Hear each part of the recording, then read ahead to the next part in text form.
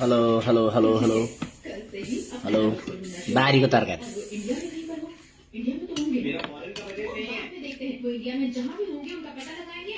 कोदोको रोटी पाहाडे सक्खर हालेर बनाएको कोदोको रोटी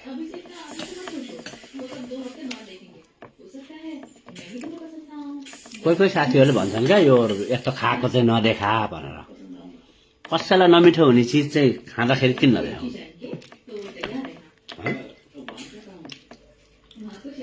भर्खर साइक्लिङ गएर आएको अनि करिब 3 घण्टा अगाडि 4 घण्टा अगाडि कोदोको पिठो भिजाउनुपर्छ अनि त्यसरी भिजाइसकेपछि रोटी बनायो भने चाहिँ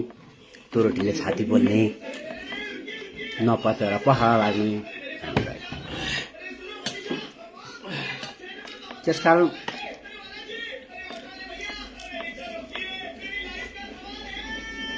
कोदोको पिठो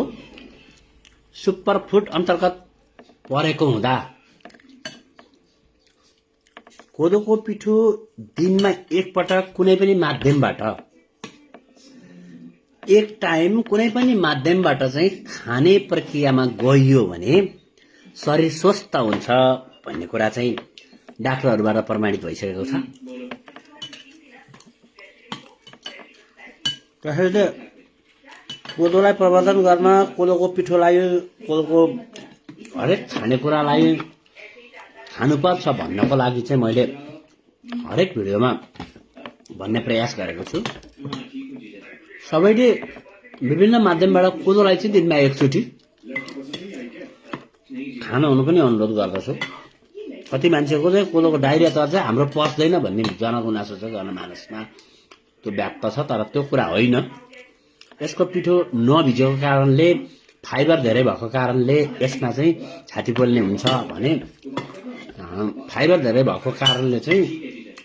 पिठो राम्रोसँग नपाकेको पिठो र राम्रोसँग नभिजेको राम्रोसँग नपाकेका पिठो छिटो छिटो पकाएर खाइएकाहरू र मिठो भयो भन्दैमा एक्सेस खाने ह्याबिट भएको कारणले चाहिँ शरीरले नपचाएर चाहिँ कब्जियत हुनुपर्ने तर फाइबर धेरै भएको कारणले चाहिँ त्यो माध्यमबाट चाहिँ डाइरिया चलेको हो भन्ने मेरो बुझाइ छ। त्यसैले सबैलाई मेरो एउटै अनुरोध छ, कोदो र कोदोबाट बनेका परिकारहरू कमसे कम दिनमा एकपटक खाने प्रयास गरौँ। शरीर स्वस्थ रहन मद्दत गर्छ। बाहिरका खानेकुराहरू काम गर्ने सिलसिलामा खानेकुरा राम्रो नपाइरहेको अवस्थामा जे खाए पनि जे सेवन गरे पनि कमसेकम घरमा